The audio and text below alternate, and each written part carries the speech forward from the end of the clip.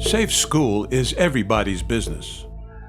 On August 1st, 2014, the Safe School Manual Project was launched by Exam Ethics Marshals International. It was the climax of an initiative which started in 2011 with the organization of a series of international summits and national workshops in collaboration with the Nigerian Police Force, Nigerian Security and Civil Defense Corps, the Ministry of Police Affairs, and Police Service Commission.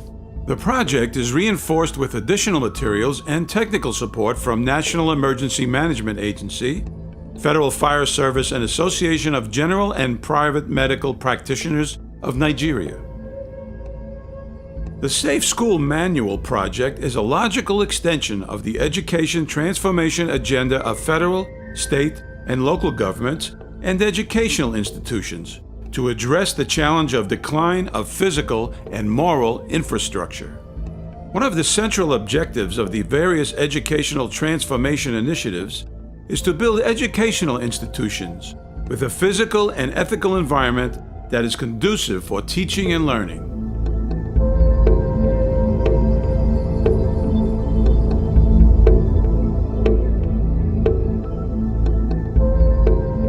It became necessary to confront a new challenge occasioned by current realities of schools becoming targets of choice for terrorists, kidnappers, cultists, armed robbers, and insurgents. There is also the challenge of examination malpractice and cultism becoming organized and violent criminal enterprises. It therefore became apparent that in order to achieve the objective of making schools conducive for teaching and learning, the issue of safety and security must be squarely addressed. It is against this background that the Safe School Manual Project was researched and developed. The project has 4 core components. 1. Production and distribution of the Safe School Manual. 2. Production and airing of the Safe School television programs. 3. Production and airing of Safe School radio programs. 4. Building capacity of critical education stakeholders on how to conduct school risk and threat assessment audits and how to apply such audit reports towards development and installation of appropriate school emergency preparedness plans. The national launch of the project was performed on 1st August at the National Universities Commission. Leaders and critical stakeholders who participated in the launch spoke on the strategic importance of the project in an effort to make schools safe and secure. Our children and teachers cannot continue to learn and impart knowledge in the atmosphere of uncertainty, insecurity, and other forms of threat. I therefore call on all of us to join in this noble cause of making our schools safe, environmentally friendly, and conducive for teaching and learning. I wish to commend once again the effort of the organizers for this noble concept of making schools safe for our children, their teachers, and the community at large. Our schools must be safe from guns, drugs, bullies, and undesirable elements. Today, stakeholders are gathered here under your initiative once again to deliberate on this critical issue and come up with viable solutions that will ensure that our educational institutions are safe, secure, and kept beyond the reach of terrorist attacks. This is not just for schools because I've scanned through it, I've quickly perused over the book, and I've seen that it will benefit everybody. We have sat today to begin to redream another educational system, to set a task for us, just as they call it the tax team, to set a goal before us and to set a dream before us. That dream may not be benefited by us immediately, but the generations that will benefit it tomorrow will have us to be celebrated. We urge you, therefore, not to relent on your efforts until the issue of threat to insecurity in our schools and indeed our nation is completely eliminated. Furthermore, I wish to use this opportunity to assure all Nigerians that Mr. President is committed to the Safe School Project as much as he is committed to Project Nigeria. I therefore commend the Safe School Manual initiatives as imperative and auspicious. I commend the Safe School Manual Project Task Team members and their partners in particular for their thoughtfulness and brilliance in pinpointing the excruciating challenges of safety in our learning environment and for taking these concrete and patriotic steps to address them.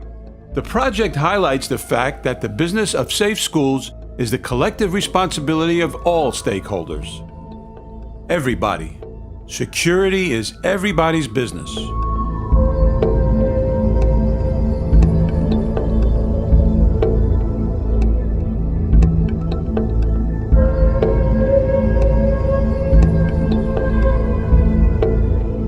The business of safe school is the collective responsibility of all stakeholders, including proprietors, governments, students, administrators, teachers, parents, security agencies, private sector, and civil society organizations. The primary responsibility of safety and security of schools rests on the shoulders of school administration. The buck stops on the table of a school administrator by whatever name he or she may be called. To me, my understanding of what teachers are, when I say teachers, I'm not talking about our professors in the universities alone, because malpractices are not just attributed to academic malpractices alone. We have malpractices at all walks of life. And when I talk about teacher, I mean religious teachers, academic teachers, and traditional teachers.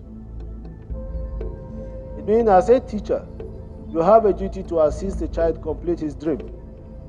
The teacher negotiates the meaning of ideas, concepts, objects, events, and determines students' eventual thought processes, beliefs, and actions. It is against this background that the teacher is the most potent force in the campaign for safe schools through dissemination of enabling knowledge to help students adopt safety, security, and emergency preparedness best practices. Much as government security agencies and school administrators are working hard to make schools safe, each student has the ultimate responsibility for his or her own safety at school through acts of omission or commission.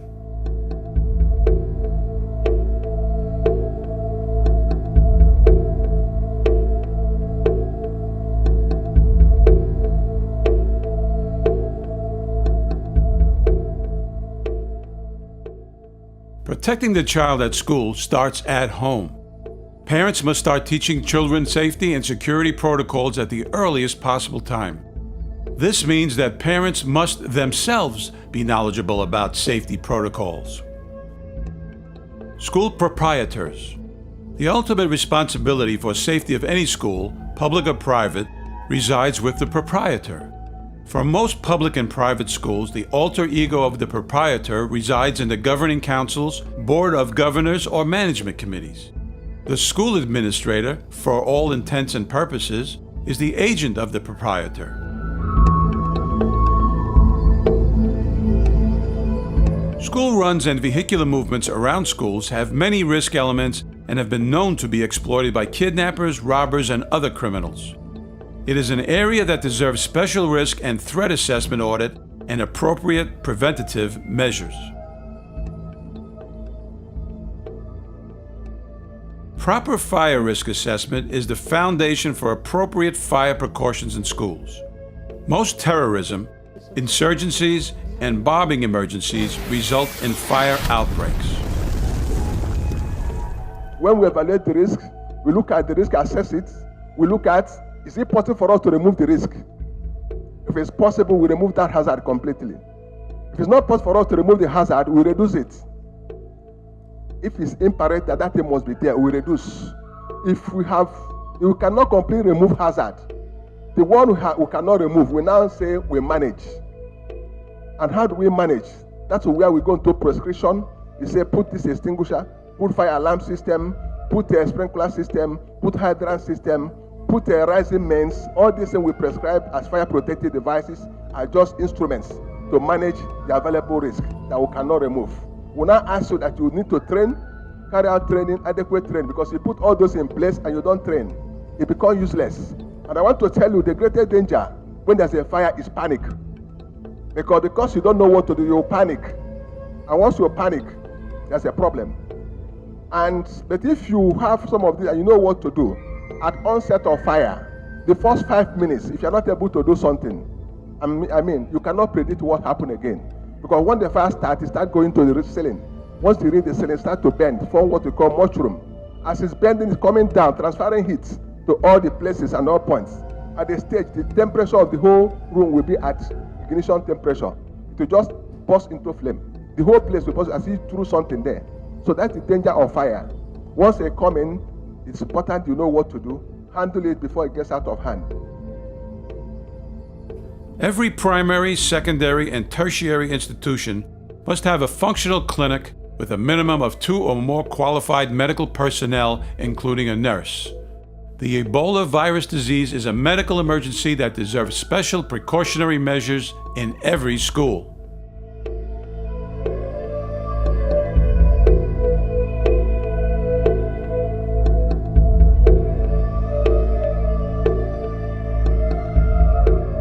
Ebola is what scientists call a hemorrhagic fever.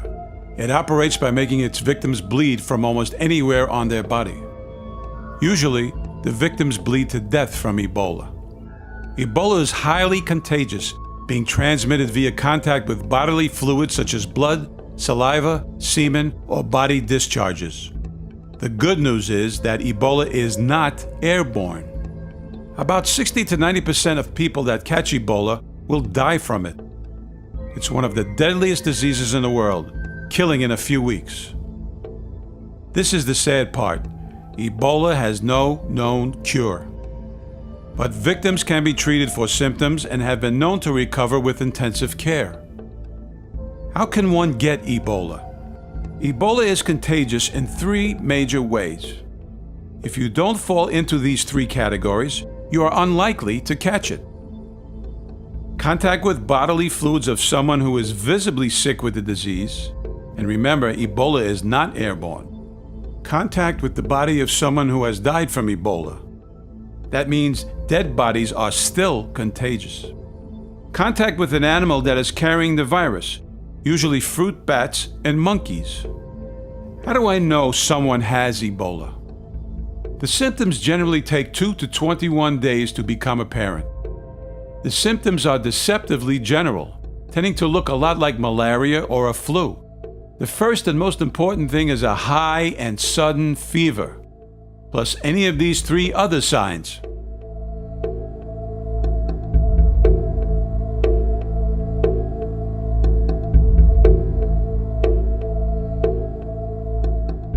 Sudden high fever, headache, diarrhea, vomiting, weakness, joint and muscle ache, stomach pain, lack of appetite, sore throat, and bleeding. There are a few things to protect yourself and your family. Don't mess around with this advice. Remember, Ebola has no cure. Wash your hands with soap and water. Do this a lot. You can also use a good hand sanitizer. Avoid unnecessary contact. Keep a clean environment. The virus cannot survive disinfectants, heat, direct sunlight, detergents, and soaps. Clean up. You might want to fumigate if you have pests. Report. Report any suspicious symptoms in yourself or anyone else immediately. Don't delay. Use protective gear if you must care or be near someone you suspect has Ebola. Also, dead bodies can still transmit Ebola. Don't touch them without protective gear or avoid them altogether. Educate everyone. Tell your neighbors, colleagues, and domestic staff. You're safer when everyone is educated about Ebola. Don't handle dead bushmeat. Some animals are reservoirs of the virus. It might be better to restrict yourself to food you prepared yourself. Many false claims are going around now. Be careful. No one has been cured or protected from Ebola by taking bitter cola. If you feel like bitter cola, eat it, but protect yourself. Salt and hot water does not protect against viruses. We have so many safety tips that we can give and write about so that our students, our teachers, and the populace can benefit from it. On how we can support and partner with you in delivering this program. the conversation continues, and Shopi, in sending his well wishes, would definitely want to continue that dialogue in partnership, in saving lives, in educating people, and making the lives of Nigerians better. The way we can make a revolution or turn the whole country around is one by one. And if we determine and we go on like that, and then in our own sphere of influence, we're able to do that, I tell you, we'll go a long way. If you are caught with a gun is not laptop, it's not flash drive. So it has no place in the university. So if you are caught with a gun, it's an offense, so you have to go. You may not be a courtist, but if you are with a gun, the gun is not the writing material, so you should go. If you are caught with a knife, or you fight with somebody, we are not in a war front. School Risk Assessment Audit. Proper school and risk and threat assessment audits are the starting points for formulating school emergency preparedness plans, composition of incident response teams, appointment of incident command officers, installation of alarm systems, and for planning drills and exercises to test efficacy of plans. This book has generally covered all areas, and it involves, if you read it very well, it involves all stakeholders, the planners, the administrators, even the drivers. School Emergency Preparedness Plans. The School Emergency Preparedness Plan sets out the procedures, processes, materials, and personnel required by the school to either prevent emergencies from occurring, to mitigate their impact if they occur, or help the school recover quickly after an occurrence. It is important to note that school emergency preparedness plans do not eliminate the risk of emergencies. School Incident Response Teams. School emergency preparedness plans can only be effective in periods of crises if they are properly implemented. And they can only be properly implemented if there is proper coordination, focus, and immediate response. This is why it is imperative to install school incident response teams on permanent standby, to be activated automatically in periods of emergency. What are those areas that need to be saved? Before a school is established, there are things that are paramount for us to take note. Number one is the siting of the school itself. It's very, very important for every school. When we're talking about safety, you don't go and establish a school near a river or near a motor park and there are no other things that will protect the individual. Will be causing for more problem than we are trying to discipline the individual. So the siting of the school is very important. Then second thing to take note when we're talking about safe school initiative is also the perimeter fencing. We have this problem in Chibok because the school was not fenced. And so it gives easy access for people to go in and do whatever they have. School safety drills and exercises. School safety drills and exercises are activities designed to test emergency preparedness, equipment, and tools. They should be planned and implemented to replicate, as much as possible, real-life situations in order to expose any weaknesses in procedures, improve responses and coordination, clarify roles and responsibilities, and improve performance of individual members of incident response teams. Praying and planning is the ultimate emergency preparedness strategy. Emergency preparedness plus God's grace equals safety and security. I want to particularly thank all of you. Honestly, if you listened very carefully, you'll find that everybody that is everybody in education, people that make education tick, are all represented in this hall. All these things that are happening, some of these things that are happening now, what are the lessons? What lessons are we going to derive from them? The full details of safety and security tips outlined above are profiled in the Safe School manuals, CDs, DVDs, and training programs. Safety's the word, safety's for you. Safe School